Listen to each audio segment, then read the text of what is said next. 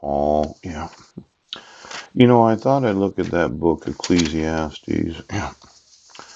There's a metaphysical problem because I don't understand metaphysics. Yeah. Now, Ecclesiastes is not that big of a book. Yes. The words of the preacher. The preacher. The son of David, king in Jerusalem. Vanity of vanities, saith the preacher. Vanity of vanities, all is vanity. What profit hath a man of all his labor which he taketh under the sun? One generation passeth away, and another generation cometh, but the earth abideth forever. The sun also ariseth, and the sun goeth down, and hasteth to his place where he arose.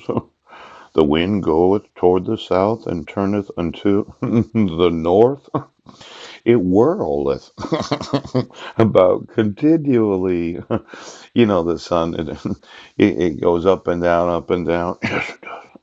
The wind goes this way and that way, and then it whirleth, and the wind turneth again according to its circuits. Yes. All the rivers run into the sea, yet the sea is not full. Unto the place from whence the rivers come, thither they return again. Sounds kind of dumb, doesn't it? This whole concept that every river goes to the sea. Now, you would say, no, it's not true. But if I was to look at the rivers, do they all go to the sea? I think they do. And then how do they get back to where they started from? No. No, no. Now, verse 8, all things are full of labor. Man cannot utter it. The eye is not satisfied with seeing, nor the ear filled with hearing. The thing that hath been, it is that which shall be, and that which is done is that which shall be done. And there is no new things under the sun. Now, it sounds confusing. Yes. As if you are going to, in some way, change the course of history, right? And you were not going to enforce the actual laws. You were going to sit there every day and act like criminal conspiracy is not prosecutable. Yes.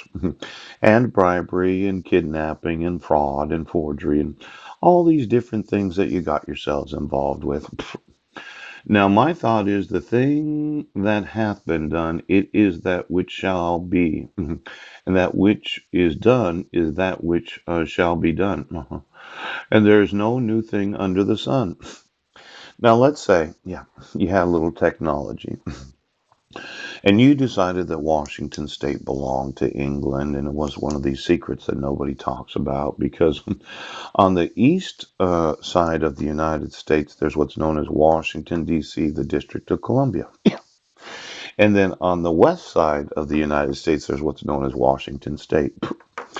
And you thought, well, when this country first got going, we would keep this side of the United States for England, right? And the east side of the United States would be for the United States. And there needed to be a communication system that no one could see because you're in the family. You know how important the family is.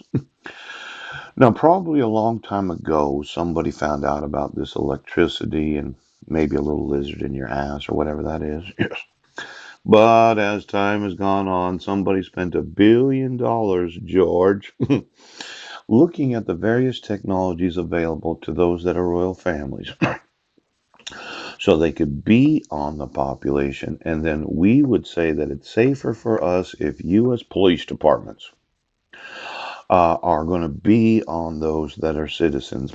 Now, the problem is, I think some of these parapros, yes, they actually had the mind of the Queen of England, because their benefactor, yes, was actually paying them to cause this, well, removal of the privacy and freedoms of being American citizens. And as I explained to the Queen, yes, of England, the colonization, yes, of the world.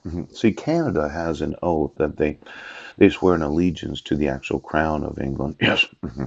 Number of other smaller nations, they do the same. And I thought, no, it would be better if I had actual ownership of all the lands of the Queen of England, quite possibly the various items that they have in their royal family. And she might get to keep a little place for herself there in the United Kingdom.